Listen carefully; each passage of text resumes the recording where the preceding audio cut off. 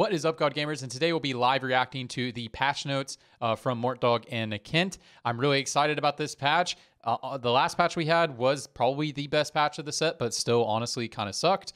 But I've been hearing a lot of hype from Mort, Kent, and Nico. They said we're really going to like this one, so I'm excited to get into it. So we're going to be listening to this at 1.5 times speed so this video isn't way longer than theirs. So let's just get into it and all that good stuff. Let's do this. Hello, I'm really happy to be back. It's been a long time since I've worked on patches and things like that, but I'm back here. I love playing TFT. I've been playing a ton of Set 9, and so being involved in it again, I'm really excited to get back into it. I love Kent. Nice. Cool. Yeah. So Kent, welcome back. Let's dive right in because there's not too much, but a good amount to go through here. And so I think on live right now, we had that scare with the Taric Invoker meta for a bit. Fixed that real quick. Meta looked pretty solid, but then over time we sort of seen a devolving into a bit of a fast 9 who can find the Ari meta. Does that sound? Yeah. Well, the meta is right now. It's really you fast 9 find the Ari on prismatic lobbies. Or if you get medium in shopping, you just win the game for free. Or you go to level 7, send it 0 to contest for the standard front lines that everybody's contesting for, which is Sejuani, Shin, or Nasus, depending on what comp you're playing. And then a lot of people are just contesting Freljord AD flex. Hardly anybody's playing AP unless you have a Sork emblem. I think the meta is actually pretty stagnant, but is probably still the best patch so far. But I think we'll get some good changes here. But I don't really agree with the opinion that like this patch is like super open and was super great. Like, dude, it's like so hard to play a lot of comps without very specific openers or very specific circumstances met. Other than that, you usually just play Freljord AD flex, or you try to fast 9 and play legendaries. I don't think that's actually a very healthy meta, personally. Am I right? Yeah. So last patch we did some things to make 5 costs a little bit easier to play, but it also, players have figured it out, and Ari is just extremely powerful now. And so this race to Ari, we need to start pulling back from that. All right. So basically, we buffed Ari. That's the end of the patch. See you next time. No, I'm just kidding. Yeah. No, this patch we have a few bigger projects that we're focused on that everyone will see in a sec, as well as some 4-cost 3-star tuning. We're trying to do some of these big beats right now, in addition to the small balance tuning that you'll see throughout most of the slides. Cool. All right, let's jump into it and go over the changes. First off, on the portal side, as you know, every patch we've been trying to improve some of the least popular portals. We have 2 improvements this time. The first is Lavender Sea, which is the one that provided the sort of socialite hexes. Not that many people were enjoying, so now it's been replaced with the Hall of 9, which is at the start of each stage. So stage 2, 3, 4, 5. Everyone gets the same loot from a highly varied pool. And so, void portals are all about chaos. And so maybe you play Hall of 9 and everyone gets a spatula and then an Orn Anvil and then a Tome of Traits and then another spatula. That could be one game. But the very next game, it could be everyone gets a boot and then a Reforger and then another boot and then another boot. It can happen. Oh man, we can get 3 boots? Okay, but this is way cooler than Lavender Sea. Like chaos, nice. Hall of 9 is for you. Any thoughts there, Kent? Yeah, I just want to call it the 2-star unit. Can get really exciting towards the end of the game. You can get a 5-cost 2-star. Just everyone gets one. And so you can have highly varied chaotic games. Should be a lot of fun. Cool. Oh, Shifting Sands has also been I don't like that. I mean, it's gonna be fun, but like, man, everybody gets dropped a Senna. Oh my. The most competitive level, Shifting Sands basically turned into build Zephyr, build Shroud, be really annoying. Kind of. Yeah, it's really annoying. So the new version is everyone gets the Pandora's Bench effect, where your 3 bench slots every turn will transform into another champion at the same cost. Oh, this is kind of cool. Are they going to remove Pandora's Bench? And before anyone asks, the Pandora's Bench augment itself is disabled. You can't do any weird stacking or anything. Yeah, okay. But yeah, so Shifting Sands is the other big one that got reworked. So 2 portal reworks this time. Yeah, I'm sure everyone here is familiar with the augments, so not much to add here. Sweet. Yeah. Petrosite Forest, we renamed it. That's it. Otherwise, it's still the same new effect where you start with 3 handles. Lowered the average number of items given at Raptors and distributed them to Krugs and Wolves. Basically, this is just trying to make it so that Raptors, especially near the end game, aren't just dumping 5 or 6 items on you. So backloading that a bit so that you can adapt with those a little earlier. Nothing too crazy. And then simply, strongest unit now counts components and full items equally. This is a bit of an oversight on our side because, especially with Thieves Gloves, you could end up with cases where, it wasn't quite working the way you wanted. So now it's literally just number of item slots filled, whether it's a component or a full item. And yeah, stage 2 one should feel a lot better. If you slam that Sunfire Cape, put a sword on your backliner, you can still make that backliner your Jewel Lotus Very cool. recipient, so that'll feel a lot better. And overall, with the item distribution thing, the Krugs and Wolves, on average, you'll get a little more items earlier rather than later, which should help you decide on a direction a little bit quicker. Overall, just the system should feel better and also less chaotic after Raptors. Oh, this is nice. The boot is the lowest percentage right here, so it's only 3% chance of getting boot. So that's quite nice there. Pretty. All these changes just seem to be very convenient. And speaking of convenient, let's have a quick word from today's sponsor. I've been using the classic leather style wallet for the past 10 years, and mine is falling apart. That's why I was so excited to be sponsored by Exter. Exter is a premium wallet company that has the new age wallets for the modern world. These wallets are extremely durable and very convenient. No more do you have to fish into your wallet to get out your cards. Just check out the carbon fiber one. This is the one that I'm going to use. They sent me this one, and check it out. Check it out. If you just need your card, you just press the button right there. So convenient to use. I can just pull out my cards, any card that I need. It can fit about 6 cards in this top slot right here, and then you can fit additional cards on this thumb pad right here. They sent me 2 wallets. They sent me the aluminum and the carbon fiber. and I'm going to be using the carbon fiber. And now that I pulled the aluminum out of its packaging, maybe I should have used the aluminum, but I'm going to give this one to my dad. It's the same style as the previous one. You just press the button down there. The cards come out at the top. Very, very, very cool. They also sent me this air tag. So if I lose my wallet, I just have to link this up with an app and I can find my wallet anywhere it goes. So that is very cool as well.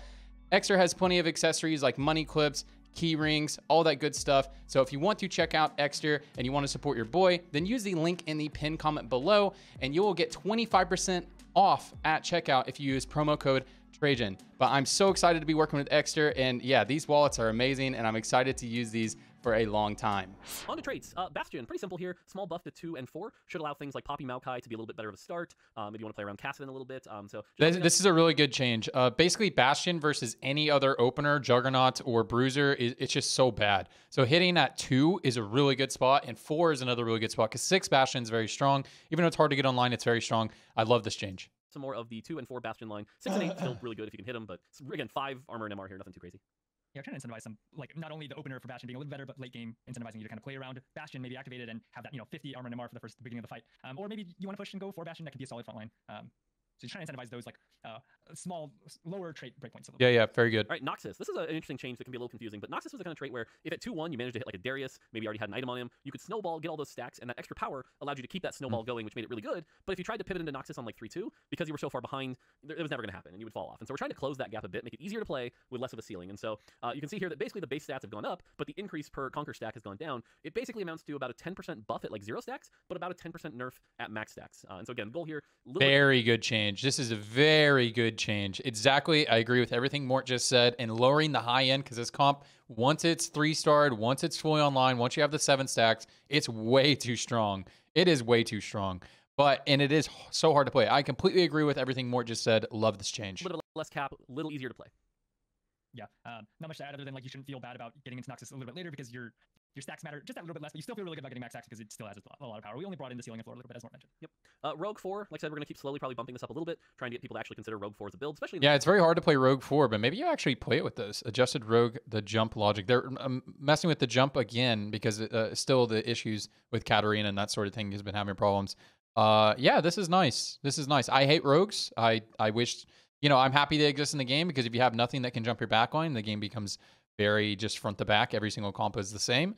Yeah, this is a good place to hit it. Maybe there'll be some 4 rogue builds now, like where you actually reroll like Zed, reroll all of them. Once you have a rogue emblem, so you don't have to play Viego, and then play like Juggernauts. Probably reroll Juggernauts because you get Zon with Warwick and Ionia with Set. So you just play Katarina. Oh, and Noxus with Darius. So there's a lot of like probably very flexible builds depending on emblems that you can play.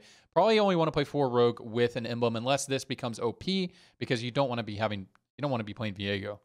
In the early game, if you hit Rogue 4 early, maybe have an emblem. That damage should be something to fear. But the Juggernaut frontline is there. You have the Ionia, the Zon, the Noxus. Yeah. So pretty big buff here, all the way back up to 50%, so let's see how that goes. And then while we did improve the logic somewhat, there's definitely had been still some issues, so sometimes with Katarina jumping back or a few others. So we tried to adjust it a little bit further to, again, more consistently move to the correct target. Yeah, Rogue ran into this weird bug where, like they couldn't find a hex around the enemy, they would default back to a hex that didn't really look like they were jumping, and so we're just trying to find as many cases of this not working as possible and trying to fix them as we find them. But they should, with last patch and this patch, they should jump a lot more consistently now. Very Zon, cool. Quality of life changes here. Zon, we tried something where it was like thematic and they had to put the mod on them and they were stuck with them, but we hear you, and it's also can be a little difficult to play, and it feels really bad if you get like Virulent Bioware and you want to use it on your Jinx, but it's better on Zeri later, and so you're in this awkward position. So now you can basically, if you bench the unit, the mod will pop off, allowing you to move it around and make sure you can take full advantage of Zon. The other quality of life change here is that sometimes you could play, like, let's say you got a Jinx and a Zeri early and you're like 2 Zon, but then you look at the mod and it was just like something you could never use or something defensive. So it was like, well, I guess that option. Yeah, it'll be one of these ones. Yeah, this is such an amazing change. Such an amazing change. I knew they were going to do that. You can remove the by benching, but now that it's always offensive first is so amazing because it's like, dude, when you low roll this, when you get like unstable Chemtech and it forces you to play 4 Zon when you don't really want to, and like you have a Zeri spot, like you built items to play Zeri, and you're just like, well, I guess I don't win this game. Then you get dropped Robotic Arm. You're like, okay, guess I win. Like it is so lame. So this is such an amazing change. Fantastic changes so far. They've been hyping up this patch, and man, they are delivering so far. Options off the table. So now the way it works is the first Zon mod will always be something that's either offensive or hybrid, and you can see those listed out here. And then the second one will always be hybrid or defensive, and then you can't get hybrid. So it'll either be like offensive hybrid, offensive defense. You get the idea. Yeah, But basically, this is to make both 2 Zon and 4 Zon something you can more likely play around. Quality of life improved. Nice. Slayer, a little bit over nerfed, just a little bit. Trying to bring it back up. We know at 75% threshold they were pretty good. 60% they're underperforming a bit. Let's try 66. Yeah, I'm fine with this. This is just a slight bump. Some of the Yeah. Yeah, I like playing Gwen. We don't want to swing too hard on Slayer and bring them back into the, you have to play the vertical. So I love playing Gwen and Aatrox. Yeah, but it is tough when you don't have the vertical. Yeah. Nice. Golden Nader, small buff here to make sure Golden Nader Heimer can be really fun and get those executes, and you might want to consider 2 or 3 Golden Naders. I can't wait for this. I love Golden Nader. Oh, I do love Golden Nader too. Yeah, maybe the meta will be, if they don't change this anymore, maybe the meta will be Mechano Golden Nader if you have like Freljord on your board. Yeah, could be neat. Overall more fun, give it a little bit of that combat power because you are trading off a lot of combat power by picking Golden Nader, and so just having that payoff, make it holding be able to be used a little bit easier. That was a lot of words, but yeah, cool, ease of use. You want to cover Void? Yeah, so for Void, obviously very good when you hit early, but then it falls off a massive cliff. And we've also seen that, when you get to 8 Void, it can be good in some situations, but also Baron in general just falls over pretty easily against a lot of these other boards. So we're buffing overall, we're buffing the defenses of the units, but tuning down the stage 3 health of the Rift Herald while upping the stage 5 and 6 health of the Rift Herald so that the drop off is less steep. And then for Baron, overall, just defensive buffs. With Baron, we were happy with how much damage Baron does. We're not happy with how fast Baron falls over, and so this should bring him back to where he needs to be. Cool. Guys, I've been talking about this a lot with Void. So maybe 6 Void will actually be like a stable top 4 comp, because right now it's like it's really strong on stage 3, and then it really falls off very early on stage 4. And I don't think that's the intended way. It should be a strong stage 4 comp, should be like a top 4 comp, but it hasn't really played out that way yet. So maybe give it a try now. They've been buffing it constantly, the Rift Herald. So maybe give it a try for a stable top 4 comp. We'll see. All right, Piltover. This is another big one. We'll see the other changes so to make the I'll Vel'Koz cover or anything. The high level, and then you can get into specifics. But basically, Piltover was meant to be a very fun econ trait similar to Fortune and Mercenary. If you can get like a 10-loss streak and cash out, you get one of those crazy high moments that's really exciting and people look at in highlight reels. Fun times. The problem is, with the power being split between the loot and the T-Hex, you were often in this situation where you felt like you had to make a trade-off. Yeah. Players aren't good at evaluating trade-offs a lot of the times. And even if they are good at it, oftentimes it was just incorrect to sell the T-Hex, right? There's just so much power in the T-Hex, and you'd already kind of built this comp around it, that why would you sell this 5,000 health thing just to get a bunch of loot that you have to randomly distribute and stuff like that? We want it to just be instantly like, this is a good thing, no thinking. Here's some positives. And so we're simplifying it quite a bit. Obviously some power distribution. Don't think we're just like keeping the T-Hex at the same level. Yeah. Have to. Right. But the goal here is this should be, get that 2-1 Piltover high roll, get lucky, and then, have it be more satisfying. And so with those changes, Kent, why don't you break down what happened? Yeah, so we're going to give you both the power of the T-Hex and the loot, but we're significantly tuning down the power of the T-Hex. A lot of the excitement of the trait is when you cash out, you have that hectic turn of like, oh my god, what do I do? How do I make use of all these new resources, right? And when it was a T-Hex, it was just, okay, well, I'm stable now because my thing has 5,000 health and it'll blow up. Yeah. Have to think, and there's no scramble. That's kind of coming back, so the T-Hex will still get stronger, just it won't stabilize you the same way it does now. It's like significantly weaker, but you should still have a decision of like, do I want to stay in Piltover? Bro, when you're like scouting, dude, when you're scouting and you see the guy, he's about to cash out, and you're like, please, can I fight him before we cash out? Please. And then you don't, and then you're like, and then you see them in your pool, 45 stack T-Hex, you're like, guess I lose. Higher loss streak, yeah. You do. And lower loss streak, you probably want to pivot out. And then you also have this flow of resources, and you're like, yeah, okay, now I need to do something with this, and what am I supposed to do? So you get that like exciting turn back, and it should make for a little bit more risk here, but the reward is really good and really exciting. So the TX can no longer be sold. You just get the power, you get a bunch of loot that turn that you win. And then also, one other big change is the TX no longer starts with 1 charge, which means when you win streak, you're no longer just powering up your TX passively over time. Instead, when you win with 0 charge, you just get 1 gold. So you'll get that standard constant payout. Oh, cool. So hypothetically, win streak Piltover 1 gold extra return. Hypothetically. Yeah. I mean, it's not like this is the optimal strategy or anything like that. No, it's it's hard to gauge how powerful this is going to be if this change makes like T-Hex like super OP still, and like because the guaranteed loot, it's really hard to gauge because there's so many changes here. So we're just going to have to play the game. Don't really have a strong opinion on this. Other than that, it is probably a nice quality of life change. It's just so that you have a little bit of something when you happen to keep winning. Loot tables have been adjusted, so a bunch of them have changed. We will show you that on the next slide. And then Piltover 6, we buffed up the loot value just to make sure that Piltover 6 is worth it to have on your board every turn. Yep. So I moved over to the next slide so they can see. Here's kind of the updated tables. Put it on screen, that way people can get their screenshots. And but yeah, 6 Piltover got a little bit better, nothing too crazy. It's still gonna be one of those things where if you can get to like 4 or 5 loss, hit 6 Piltover with maybe some emblems, get the double loss credit, because 6 Piltover still double losses, and then do a big cash out. There should still be some pretty wild moments. And I know even at some of these bigger cash outs, you also get really big T-Hexes. Is that correct? Yeah, so starting around 7 losses is when we think you should be like considering maybe I'll pivot out, maybe I'll stay in. The TX doesn't do that much for you, but 20 energy unlocks the spell, and that's where 7 loss comes in. At 10, you're starting to think, okay, I maybe should try to keep in Piltover, and then at anything higher than that, you're like, I'm going to try to keep Piltover in because the TX, it's not going to be like it will not have 5,000 health. It'll have closer to 2,000 health, but it'll still do a good amount of damage, and it's a useful unit to have on your board for a 3-piece trait. So that's kind of what we're thinking. 2,000 health. Whether or not you should pivot or stay in the trait. Yep. Cool. All right. Moving on to champions. A lot of quality of life in the 1-cost side of things here. Cassiopeia reduced the cast time, so blue buff Cassiopeia with maybe some attack speed with Shurima can actually cast quicker and get back to attacking and casting pretty quick. And then also tried to fix some. I didn't know if she needed a buff. I thought she felt quite strong on this patch, but that's fine. fizzle issues where if the spell target dies as the spell is about to fire. Oh yeah, the fizzle. Yes. I've Different noticed enemies that. instead, so hopefully she should fizzle less often, right? Yes. Yeah, so we're happy with Retarget. numbers, but when we want Cassiopeia to be like we want a unit to be a carry, they need to be reliable. And when Cassiopeia is fizzling or takes too long to cast, the spell can be unreliable, and you don't really want to invest all of your resources into her. This should help her be more reliable as a carry. Maybe you want to play 3-star. Dude, this Samira change, dude, so many people were I wrote on Mort Dog's post. He said, "What would you like to see change on this patch?" And I wrote, "Hey, Samira misses her spell. Can you fix that? Because she can't miss her spell. Like they'll be walking at her and she misses." I had to mute this conversation because I had so many idiots. And this is just the way Twitter is, or X. Sorry, I had so many people comment like, "It's normal for one cost to miss their spells. It's normal." And I'm like, "It's a bug." I had to keep saying it's a bug, and I still kept getting so many comments about people just like, it's pretty normal. They've said in the past that they can. It's a bug, man. Oh my God. God bless. Cool. All right, Kale, a 20% buff in her Jesus. AD. That's a 20% buff in damage. She's now the most broken champion in the game. We're out of our mind. No, we specifically are buffing the AD a decent chunk, but trying to actually buff her a little bit in the pre-level 6 stage, so that she isn't quite as much dead weight level 1 to 5. There may still be more adjustments we need, maybe some more levers in the future. We're keeping an eye on this, but for now, just want to give her that slight nudge, as well as it's going to be a little harder to hit level 9 based on some other changes. But yeah, we're kind of trying to help Demacia slay her a little bit and just make her not as much dead weight. Yeah, Kale is other areas to explore if she needs more, but mainly trying to really tackle that stage 2. Kale is currently a unit you don't buy. Like you just literally don't buy it. Even if you're not playing Kale reroll, maybe she'll do a little bit more for you, and you'll want to put her on your board. Nice. Maybe. All right, Kent's back on live. First thing he does, nerfs Malzahar, makes me suffer. This is just how our relationship works. He hates me. So, Kent, why don't you explain this Malzahar nerf? Because Malzahar felt quite strong, so let's see. But he also is going to select better targets because I've noticed my Malzahar a lot of times when there's people standing right next to each other, he'll pick the angle that only hits one of them, like even when they're sitting still. So maybe that's what he's addressing here. Max enemies hit. Oh, it's gone down as well. I thought Malzahar felt quite strong on this patch, personally. Because, that's just how you hurt me. All right, Mort says this is a nerf. This is actually quite a buff. Okay, I spent a lot of time on this. Because the targeting's better? Malzahar is supposed to be smart and pick the best line to draw to hit as many units as possible. On live, there are cases where he does not do that, and it's been very frustrating for players. He'll put C3 in a line, he's like, nope, I'm going to hit one of them. That is no longer going to happen. We'll always pick the best angle. But from what we've seen on this patch, Malzahar's been really strong, and we've seen players get smart about centering the Malzahar on the board and hitting 3 frontliners at once and just doing a ton of damage, especially with Deathfire Grasp. So we're bringing down the ceiling because we're bringing up the floor. Basically, Malzahar will really try to hit 2 units almost all the time, and so Malzahar can no longer hit 3 units, can only hit 2. The gate is smaller now, and his damage came down. It's a small nudge down, but he'll be smarter. You can rely on him more. He won't mess up. If you play 3-star Malzahar, you see 2 backliners, he will hit those 2 backliners if he's on them. So nice. Yeah. Poppy, much like Kale, Poppy, no one's arguing that Poppy 4 is great. Poppy 4 is still good, even nerfs. Maybe not S tier, but still great. The problem is Poppy 1, 2, and 3. So again, very tiny nudge here. Honestly, this probably won't move the needle a ton. Yeah, but this is a nice change though, because as I said earlier, the Bastion frontline is the worst early game frontline. Like if you have Bastion frontline versus Juggernauts, it's just like they could have like Juggernaut, they could have like set 1 if they have Ionia, and like that set is gonna tank more than your Maokai and Poppy, and it's just like, is this real life? But hopefully allows Poppy to be a little bit more survivable. Hopefully maybe good a change. unit or 2 as you hit that reroll Kale or something like that. But this combined with the Bastion buff should hopefully make, again, Poppy plus Maokai a more durable frontline in the early game. Yep, and a Demacia buff with Kale. Nice. All right, Samira.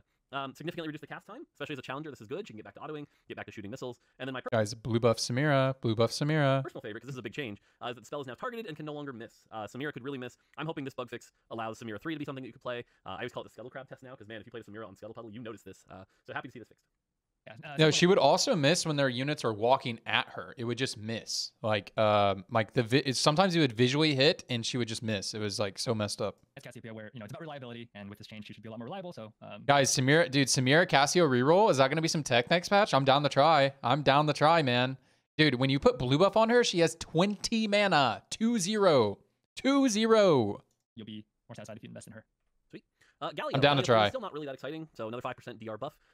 Honestly, in the future, we might have to keep an eye on Galio 2 as well, but we really didn't want to buff Galio 2 right now and have like Galio, Soraka, Terex just be this like terror. But if you invest in Galio, you should get that payoff, and he should be really I think Galio 2 might need a buff, but I am happy about the tentativeness here, but I do think he might need a buff. So small buff there. We also want to be careful with, because we are buffing Poppy, Bastions, and Kale, and so it's a I lot of see. units in the early game getting buffed, and so I want to be careful also with that. Yeah, I'm happy they're being scared, but yeah, I think maybe he does need to start buff. Kassadin, damage brought down a bit here. Kassadin meant to be a tank, meant to be utility. Obviously, this is a bit of a nerf to Riftwalker, but the reality is he was doing a surprising amount of damage in something like Void and Bastion and things like that, so just hit him a little bit here, so you don't get quite as much free damage from him. I've noticed that. Nothing to add. Cool.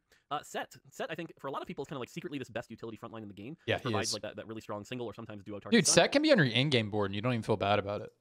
Which is cool. That's what he's supposed to be. He's a great tank. We don't want to eliminate that. But maybe he also doesn't need to hit quite as hard. Now, for some of you looking at this going, well, what about the boss? Don't worry, we've got stuff for that later. Okay. But this is meant to be a nerf to sort of that itemless set, or, the 3 Ionia set, stuff like that. Yeah, just really trying to hit that set opener. Set's just such a good unit right now, and so he's getting a lot of damage in. Bring that down.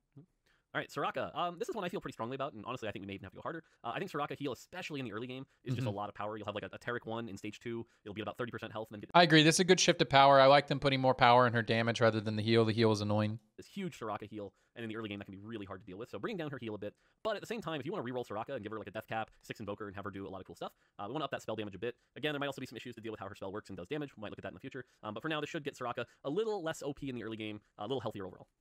Yeah, Soraka is great in stage 2 because there's not that many units on the board. Her Starfall actually hits things and does damage. But as you get later into the game, and especially the 3-star, she's still like almost single target. And so it's really hard for her to actually clear boards. By upping this damage, you can get through the front line a little bit faster, especially paired with other Invoker units that also go front to back. And so that should hopefully help. Yeah. Good change. Nice. All right, Swain. Swain still just not very... Guys, we're like 1/3 the way through, and I gotta say, I have agreed with every change they've made so far. This is a good patch so far, I think. Very tanky for what he's supposed to be.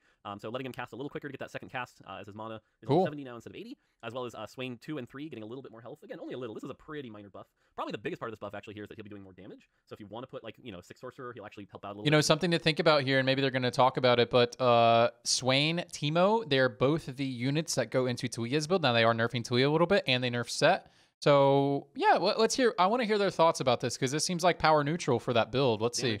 But again, minor thing here for Swain. Again, I'll be honest with you, it's maybe too light, but I think a lot of people right now are worried because Swain is very good in stage 2. And so if He's very strong on stage 2. Yeah, and it should make his augment a little bit better as well because he'll finally do more damage. And it's a pretty Demon significant Flare. damage buff, especially at 3-star. So that should help him be able to carry your team with that carry augment. Yep.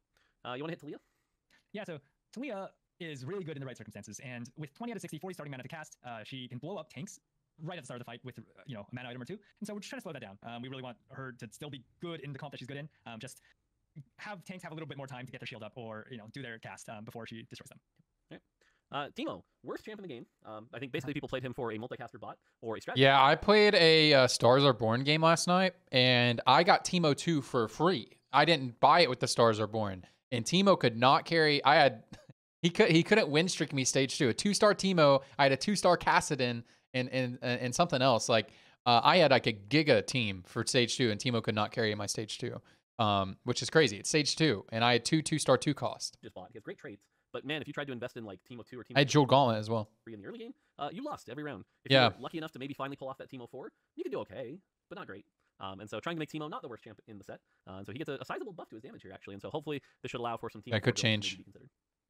Yep, and his multicast turns will now prefer to bounce targets behind the original target as well. This doesn't mean that this is guaranteed to hit backline, Yeah. but with some good positioning, this can spread out the dot over more units rather than sometimes what he's currently doing, which is hitting 2 units. Yeah. He just hits the front line. All right, on the 3-cost side, no one should be surprised to see Akshan nerf. Keeping it simple, it's an AD nerf. We've talked about this many times now. A 5 AD nerf is basically 8% to his... Guys, Akshan's still going to be the king of stage 2, stage 3.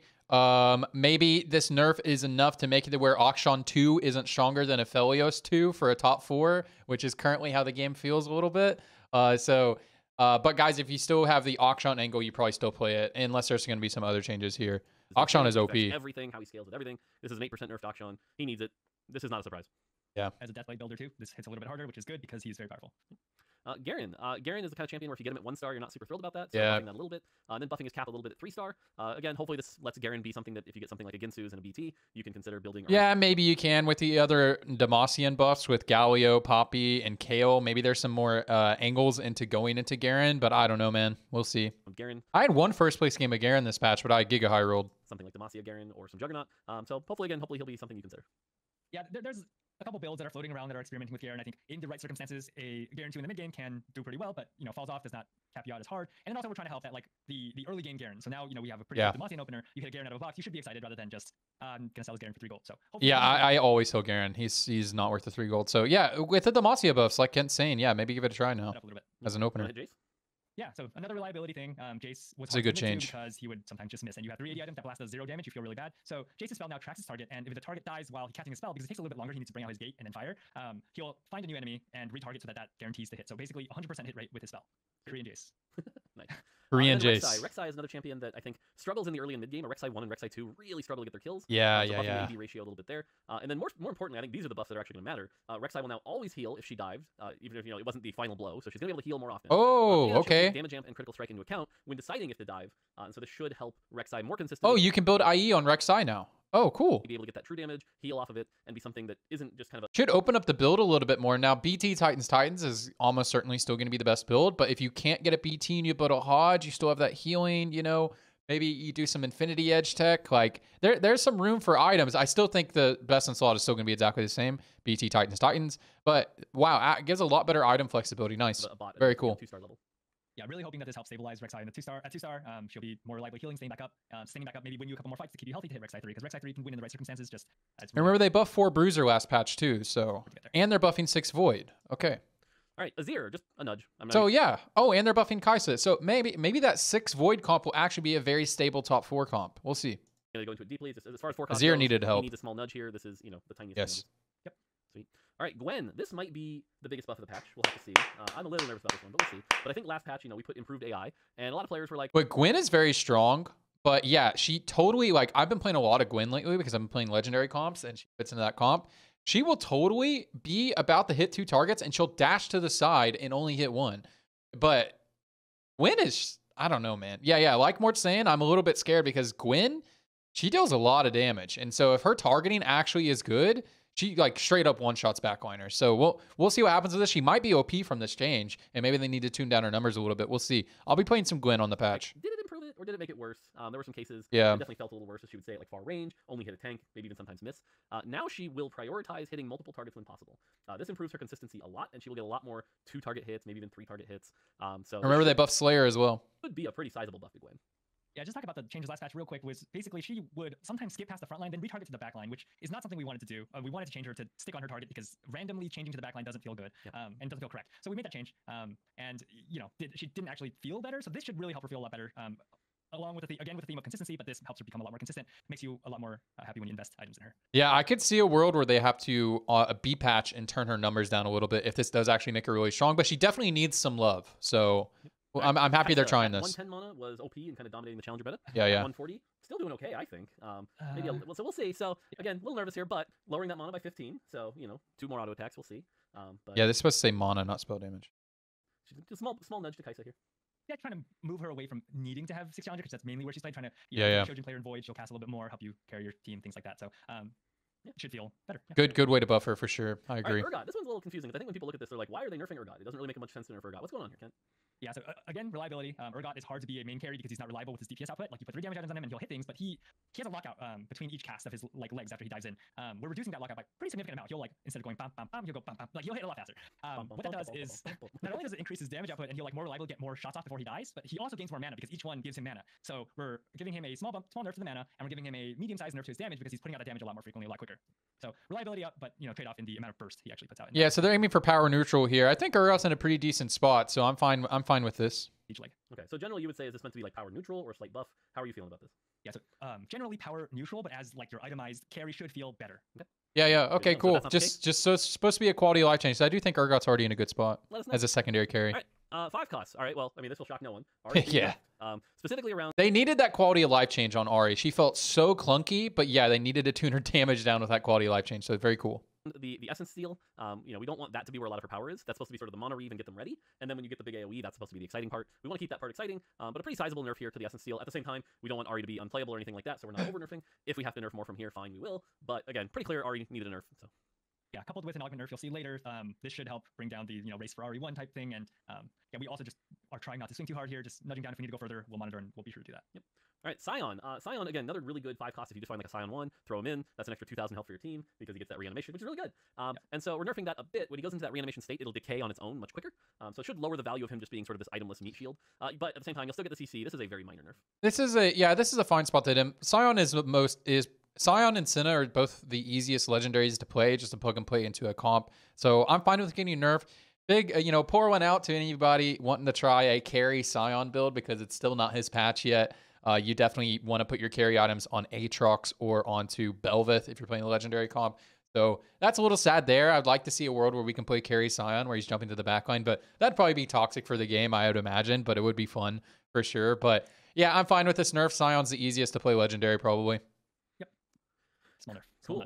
All right, and then shout out to one of our designers, Tim, who did a pass on all the Rise stuff here. Cool. Went through every Rise, and so we get to run through all 10 Rises here.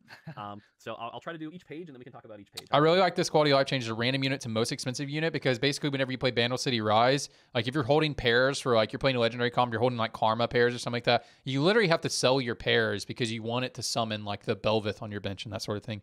So now that prioritizes most expensive unit first, an amazing quality of life change that they've never implemented for like Thresh in the past and that sort of thing. So I think this is amazing change. Now you won't have to sell your paired up units.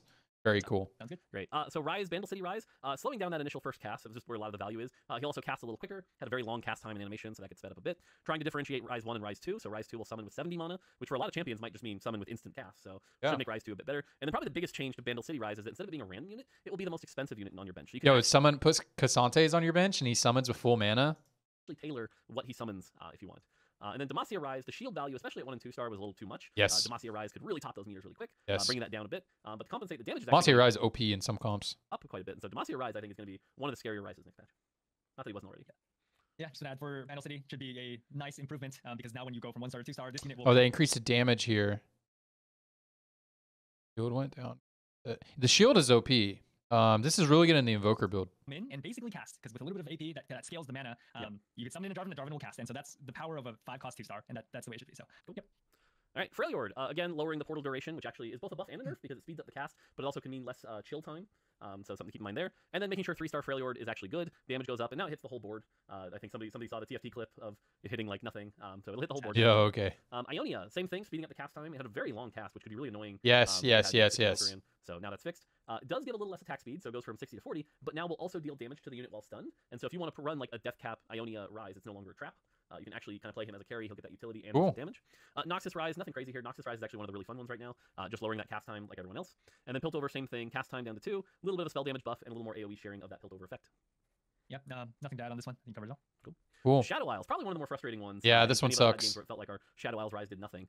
Lowered the cast time, raised the HP at 2 and 3 star, but the most important change here is that now instead of strongest ally, because what would happen is you cast on your strongest ally, they'd never die. Yeah. You'd never get the effect. You never get the, yeah. But more importantly, it was because what would happen is Rise would die, which would wear off the buff, and then you wouldn't get the effect, which was silly. So now, yeah, Shadow Isles Rise is completely useless. Units will revive even if Rise has died. It's much closer to the old Zillion ult, where basically if they have the effect, they kind of have a built-in GA. This is a big buff. This is a very big buff. Shadow Isles Rise is actually good now. This is actually good. Yeah, Shadow Isles Rise was completely useless before. Sleep on Shadow Isles Rise. That's a big one.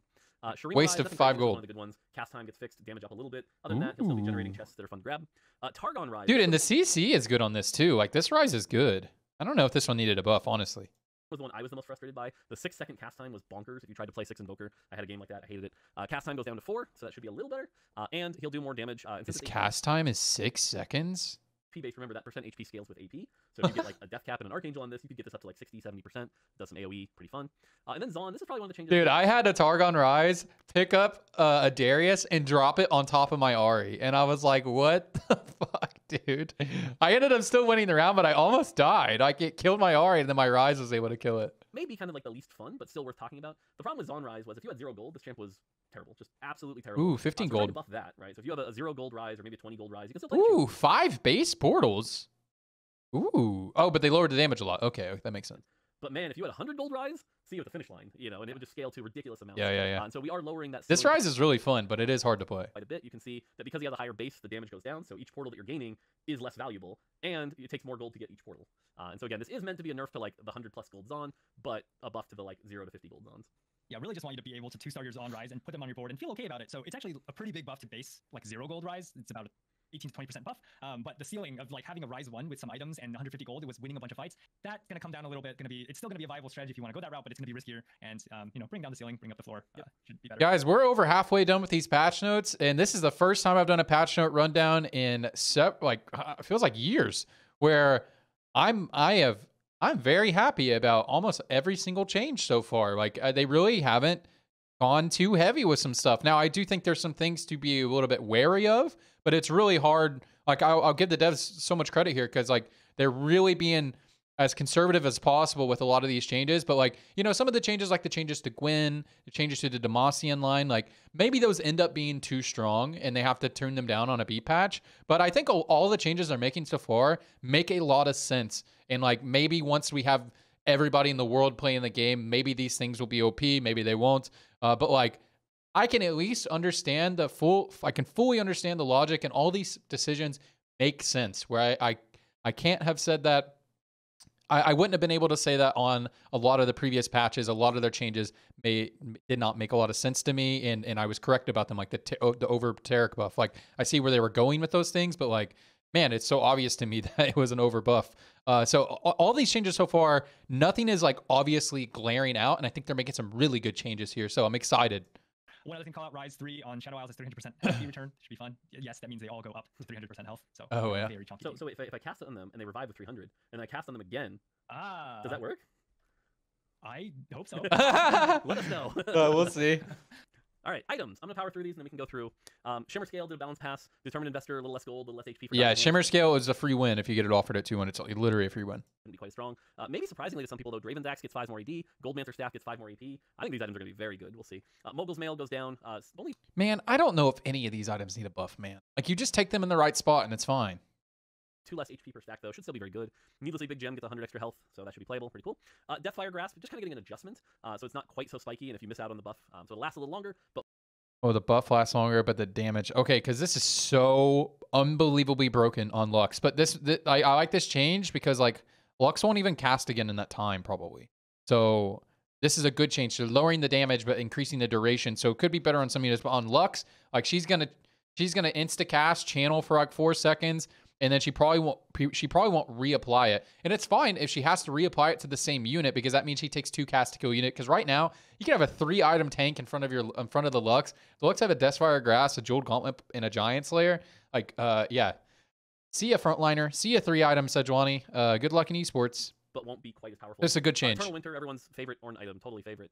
Less HP. Dude, can they just remove Eternal Winter from the game? Like, this makes the variance so insane. Like, the variance between the Eternal Winter and all the other items is so crazy. Now, Deathfire Grass, as I just said, is OP in a very specific circumstance and can be very strong on, like, Katarina and that sort of thing in Lux. But, like, man, this item has been broken since it was introduced, like, 3 years ago, man. Can we just remove it? Like, please. HP, so it's just less powerful. Hullbreaker, a little more armor and MR. This is actually my favorite Ornn item. I like this Ornn item. I love Hullbreaker. Hullbreaker's fun. This item's really strong early game. So if you guys play Ornn, be looking to take Hullbreaker early game. Hullbreaker on, like, a set is so strong. I might go back to playing Ornn next patch. We'll see what other changes to make the Legends. I've been playing a lot of Asol, and I've been testing Caitlyn, but man, I'm so bad at playing Caitlyn. I know a lot of people are good at it, but I lost 200 LP last night trying to test Caitlyn. Man, I think I'm just taking a break until next patch anyways, but yeah, I'll probably be back to playing Ornn next patch unless they make some big changes to the other Legends, because I do really like Hullbreaker. So that buff. Sniper's Focus, this one might surprise some people, but last time we gave it the +1 range and lowered the damage per hex. We're bringing that damage per hex back. I'm a little scared on this one. We'll see. Yeah, I don't think this needs a buff. I thought it was nerfed into a healthy spot, personally. Gets a bit of a buff. And then finally, Morellonomicon has definitely struggled to find its place, and so we're trying to open it up to more users. And so any damage from any ability, not just magic and true, will proc it. Oh! Morello on Ashe. Morello on Ashe is going to be so broken now. Oh! Okay. Okay, Morty. Okay. Yo. All right. Yo, there's going to be a lot of units that can use this now better. Yo. Okay, Morellonomicon's going to be a really good slam. Okay, so you could run it on something like an Ashe or Senna, and that would be okay, and it would apply to burst. On Senna! Yeah, trying to make Morello easier to use, wider. Yo, this item is broken. You get a Morello later, you're not like, how do I find something to put? You have a lot more options now. For overall, for the Shimmer Scale and the Ornn items, we're trying to just bring up the bad ones a little bit, bring down the top a little bit, even them out towards the center. What I do want to talk about is Eternal Winter. With that much health baked in, the unit died a lot more slowly, especially if you stack some armor and MR on it. With less health, the unit will die faster, and so the chill only lasts a very short amount of time. So chill will fall off, you won't get stunned, that kind of thing, when you kill that tank. And then the other one, Deathfire Grasp, just everyone loves when their tank gets insta blown up, yay. But like that will still likely happen because that's kind of what the item does, just a little slowly. Sometimes maybe your Sejuani can actually get her shield off before she dies. Yeah. The user will have the buff for longer and just generally get more damage off in that fight. Cool. All right, we got 3 pages of augments this time, so a little more than last patch. The first one, here's a minor one, is that we do still have a few champions that are granted by orbs, things like not missing link, what's it called now? The one that gives you missing misconnection. Good change. Gives you one of each one cost that you missed. So any of those champions from orbs will no longer be converted to gold if your bench is full, so you won't accidentally convert them, so no problem there. Lee Sin Legend has been changed from on a roll to bronze ticket, so if you really like rerolling, this should be a little more clear and frankly a little easier to play. Yeah. It pays Very the good. Dragon King getting a bit of a nerf, less XP and gold at 2, He's a nerf. less XP at gold at 3, just a little too good for what they were trying to do of getting you to 9 and 10. Medium Forge, bit of a nerf, 10 gold down. Very happy with this medium Forge nerf. This is the biggest reason why everyone plays Ornn, is because your 3-2 augment is always good. So that's a good place to nerf it. To 7. You'll see it later Ooh, because now pumping the more up. small forge has also been nerfed from 6 gold to 4. Pumping up 3 gets a little bit more attack speed, nothing too crazy. Again, just Just pumping so up it really 3. is just 2% more attack speed. Seeing double, this is the augment that gives you something like a Warmogs or a Bramble Vest. Just gets a small, very small gold increase to make those not quite as bad augments. Yeah, Probably needs something that. I think a lot of our pro players will be cheering from the rooftop. Medium end shopping is removed. We still think this design space Medium in shopping is the freest win in the game. I'm so happy it's removed. of like giving you better shops is interesting. But at gold, this augment was bad. At silver, this augment's too good. And when it's too good, it shows it's too good. High end shopping had similar issues. We've really got to figure out what the value of the space is and how we're going to do it before we can bring it back. Yeah, so yeah. We'll probably leave these off for a while.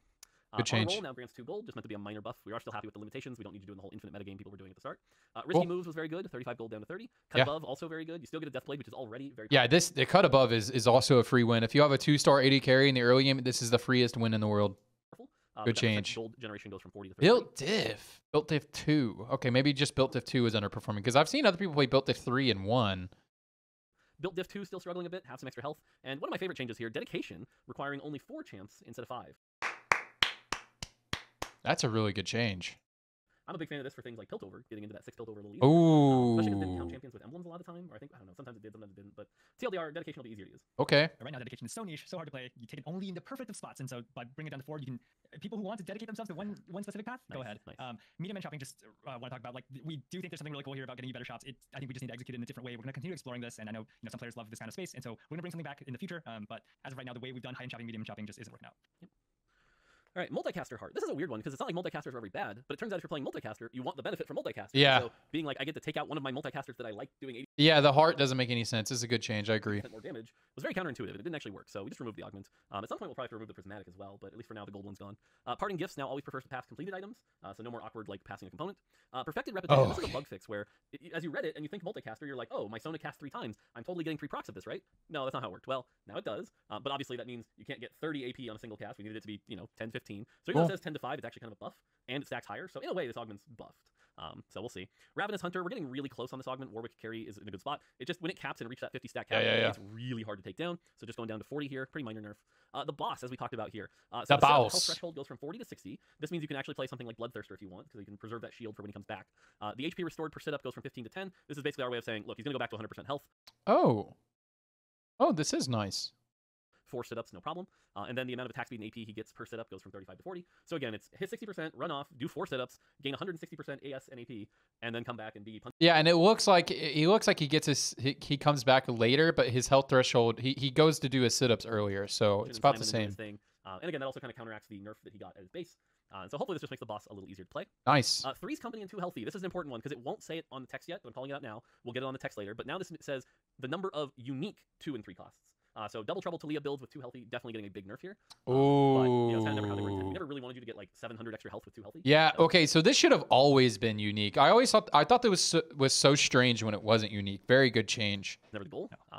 And so you won't actually play without Double Trouble. You won't play like Swain, Timo, Set, Talia. Like you'll actually have to create a board. Nerf. 2 healthy, even when you. That's gonna make some people upset, but it's a good change. It's still a little strong for how easy it is to get a bunch of 2 costs, so it goes down to 100. Man, Spectral good patch. Disabled. We like this augment. We want it to come back. It's just got some bugs we got to resolve. Stable evolution. This one, I don't know. We'll see if this nerf ends up being necessary, but it definitely looks good in the data, and so we're bringing it down. But I think part of that is like I'm still convinced. They're also buffing the entire Void Tree except for Malzahar, and Vel'Koz. I mean, Vel'Koz didn't get changed at all, so yeah, I'm fine with this change. Yeah. With this augment, the fact it gives you 3 Void units right away. Yeah. If it's still really good, maybe we'll have to shift some of that. It's a really good early game, especially if you're seeing like a Cho'Gath pair or something. For hyper roll, frequent flyer. And who cares about hyper roll? A little too good in hyper roll, so getting some nerfs there. Yeah. Yep, nothing bad here. Okay. And then the last page, some prismatics. Not a lot, actually, the prismatic space. We've got prismatics in a pretty good spot. The 2, obviously, to call out first are Noxus Crown and Shadow Isles Crown. These 2 performing very well. It turns out getting a Darius on 2-1 with Infinity Edge is really good. Yeah. Shadow Isles Crown, also very good. So both of these are getting the... Dude, I'm happy these are changed. I am the worst Noxus player on the server. I am so bad at that comp. Their full item goes down to a component. Should be a pretty sizable nerf. Demacia Crown, Juggernaut Crown, Piltover Crown, Shurima Crown, and Slayer Crown, getting their items adjusted a little bit to hopefully be something those desire a little bit more. I don't know if you can necessarily call it a buff, which is why they're not green. It's debatably different based on how you want. And then finally, Blinding Speed, Impenetrable Bulwark, Overwhelming Force, and Unleashed Arcana. These are the ones that give you 2 full items, so like Unleashed Arcana is definitely... Okay, and a magnetic remover. Oh, cool. And so this should allow you to at least be like, hey, I can put these right where I want them, which should make these augments just a little... Yeah, that's a really good quality of life change. Yeah, nice. Just we want to give you an item that you can use now with whatever unit, and also if you want to switch to a different carry or something like that later, you can also still use that. Piltover one's definitely a nerf. From Zeke's to Giant Slayer. Well, Zeke's is not a super good item right now, but Giant Slayer is not easy to use early on. So that's an interesting way to change that. Cool. I think it was maybe fine as you wanna go over Zeke's. this last champion slide. This is small changes here. Hey. So these are just 4-cost 3-star balance. Looking at data, saw what is kind of going too high. We're just trying to bring everything closer to the center, so you're not deleted by a Kaisa. Your entire board isn't just deleted by a Kaisa. I know this might be a hot take for some of you, but I think Aphelios needs a little bit of a. I think he needs a tiny buff. I maybe need like 2 more AD, a little bit more Chakram AD ratio. I think he just needs a tiny buff. I think when you have Zeri with a good Zon augment and they just buffed all the Zon augments, or like they made it to where you always get a good one now. I think she's a little too strong in comparison to Aphelios. I would like Aphelios to get a little bit of love here, especially since Zeri was already starting to be the stronger one with the right setups. Recently this week, that's what everyone's been starting to play now. They started to wake up to the Zeri tech. I would like to see Aphelios get a tiny, but just a tiny. So I'm kind of sad about that. I think he's definitely going to be overshadowed by Zeri on this patch, especially with the Zon buffs. Getting a little bit down from his Chakrams damage at 3-star. Kaisa is got a pretty big nerf to the spell damage here. Shen. That's Kaisa 3 though. Because his whole ceremony takes a little bit longer, but that payoff needs to be there. So not only do you get bigger ally shields, but the left final pop will deal a lot more damage to the frontline tanks. Gwen, surprisingly, even in this patch, is very, very good at 3-star because she had insane. These are all just 3-star changes. Down a little bit. She's still gonna be really good because she's a 1v9 Slayer with Shadow Isles tags. She's just gonna be really good. Yeah, I was really hoping for a tiny Aphelios buff. 3-star unit, but this should help bring her down a little bit. And Lux, killing everybody a little bit too fast. Not as big of a nerf, but just we need to also. Yeah, I saw a clip of Setsuko losing with a Lux 3, but I've had a Lux 3. My Lux 3 was an instant win. Sweet. Yeah, so hopefully some of these 3-star forecasts aren't necessarily guaranteed wins. 3-star forecasts are always in an interesting space because they're definitely meant to be very, very powerful in win conditions, but they are also meant to be beatable with good positioning, good itemization, things like that. And so just trying to make sure that stays the case and that they're all fair. So yeah, we'll see. Yeah, one more thing to add, Azir got buffs on one of the previous slides, and an Urgot with the leg cooldown or the leg lockout changes should make him way more reliable as a 3-star unit, so that should already buff Urgot up. Yep. All right, and then finally we get to the bug fixes. I'm going to read these very quickly, power through this here. Buried Treasure no longer states it grants 0 gold in its tooltip. We're happy with Ezreal now, probably not changing that. Void now works correctly on Ghost armies. That's right, you're going to get wrecked by Ghost Barons. Critical Strike Chance tooltip now clarifies that excess strike chance is converted to bonus critical strike damage. That change has been in the game for a year at least now, but now the tooltip actually says it. Warlord's Palace tooltip now correctly displays the reroll cost as 1 gold. Great. Fixed a bug where you could be offered multiple hero augments. It was possible to get like the boss and Ravenous Hunter. Not anymore. Fixed. Fixed a bug where Freljord Rise could chill and stun CC immune targets. Great. Cool. Ari no longer targets the furthest unit on the board with Essence Theft when her. Yeah, that was so stupid. Man, some of the videos of people's carries just disappearing because of this bug were not great. Yeah, that was dumb. The risky move augments player damage now happens instantly instead of after a minor delay. Great. Fixed a bug where a component offered by salvage bin could be a spatula. Good. Items and consumables can no longer be used on the champion in the Godwillow's Grove during combat. Man, the number of bugs Godwillow's Grove keeps something else. Fixed a bug. Yeah, I hate Godswill Grove, man. Taking up a spot on my bench. I hate when people vote for that one. Cry would grant double the item bonuses to units on the away board, so hopefully this means Nox Cry can be enabled in tournaments again. Fixed a bug where placing a mana item on Lux while she was casting could reset her cast. Some silly videos there. Darken can no longer fail to grant its buff to an ally if the ally dies while the blade is traveling. Oh god, it reminds me of bouncing blades. Oh god, please. Frequent flyer no longer causes the shop reroll cost to flicker. Good. Units will no longer proc the Stellacorn's Blessing augments effect if they attempt to heal while at full health. Yes, the Hand of Justice Stellacorn Blessing build. Woo. Yeah. I watched this. The Thresh's Sanctum region portal will now grant its loot orbs to the correct location, whether the player is home or away. Oh, this was an annoying one, where if like you were on their board, your orb would pop in their spot. Yep. You don't know if it's yours or theirs because you didn't see where it flew out from. Yep. Glad to see that one. Glass Industries region portal will no longer spawn on away players' coins on their home board. Cool. The What the Forge augment no longer grants its Ornn items to a player's home board if they're fighting on another player's away board. This one was funny. Yeah. They fly across the whole convergence. Yeah. And then fixed how neighboring players to the Tournament of Souls arena would see spillover VFX when the Tournament of Souls arena transformed. Great. So there's probably some more bug fixes. One of the things I'll say is as we fix lots of bugs, it's kind of hard sometimes to make sure we document them all. So if there's a bug you don't see on here, we might have already got to it. If after the patch goes live you still see bugs, let us know. But yeah, continue the bug fixing. Yeah, team is hard at work as we continue to get these every patch, and we're going to continue to fix a lot more bugs. So. Yep. So there you go, a bit of a smaller patch, like lots of nickel and dime stuff here and there, but overall this is not meant to shift things that drastically. Probably the biggest change is stuff like the Ari, the Gwen, stuff like that. Hopefully opening up more lines, some quality of life stuff on things like Cass, Samira, things like that. But yeah, we're entering the back half of the set as we approach the mid set, so hopefully you should see less and less changes each patch as we prep for that mid set. Kent, any other thoughts here? Yeah, you might see some things have a lot of lines. For example, Urgot has 4 different lines, but we're really trying to achieve one thing, and we're moving different levers trying to get to that perfect spot. So there'll be a lot of that going forward, just little nudges here and there, or like we bring one like Soraka heal down and damage up, that kind of thing. So expect to see a lot more of that as we head into the mid set. Yeah, sweet. That's it. Man, okay, guys. I think this is a good patch. This is a really good patch. This is a good patch. This is the first time I've done a patch rundown, and it feels like years where I'm like, man, this actually looks like a good patch. Now, some stuff to be afraid of, like he just talked about, maybe the Gwen Slayer stuff is going to be a little too strong. You know what I think will be really good next patch? I still think Ornn's probably going to be the best legend, probably the most consistent best legend. But something that'll probably be very good next patch will be Caitlyn again. People have started to play Caitlyn a lot more in China, and there's Joe Bookmark. He's a super high ELO North American player, has been playing Caitlyn as well. I've been trying to get on the Caitlyn tech. I got to figure it out better. I always lose when I play Caitlyn. I'm just bad, I guess. I need to practice better. I lost 200 LP practicing it last night. I'm gonna practice some more at the beginning of the next patch. But I think Caitlyn could be really good next patch because they buffed a lot of the really bad units. Like the Bastion line got buffed really hard, the Demacian line got buffed really hard, and then the other line and like Set got nerfed, but like Ionia is still just like, bro. The Ionia line early game is so strong. So like Caitlyn, I think will be a lot more strong, because like right now when you play Caitlyn, like if you get a Swain drop, that's like so OP. And Swain got nerfed a little bit, but Swain's still gonna be great. Like if you got like Swain Malzahar, that was like so OP. If you got like Set Jin, that was so OP.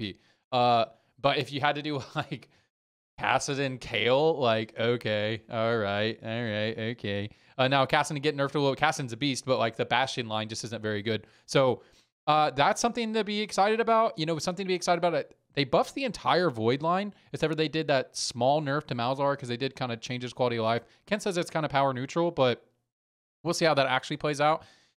They buffed Cassio and Samira. They fixed Samira, so maybe there's gonna be some Noxus reroll builds. Like I'm excited about that. They buffed Azir. Azir definitely needed some love. I like the nerf to Deathfire Grass. So yeah, my patch predictions are next patch is going to be.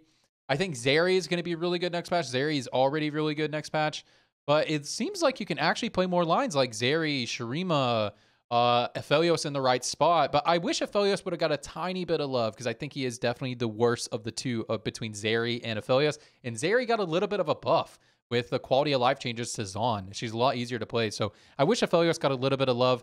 But yeah, guys, I think playing Ornn, playing Caitlyn is going to be good. If you guys are looking for stuff to play on patch day, I think playing around Voids is going to be good. I think maybe flexing with Shurimas will be good this time. It's not very good on this patch. Like actually playing a Shurima build.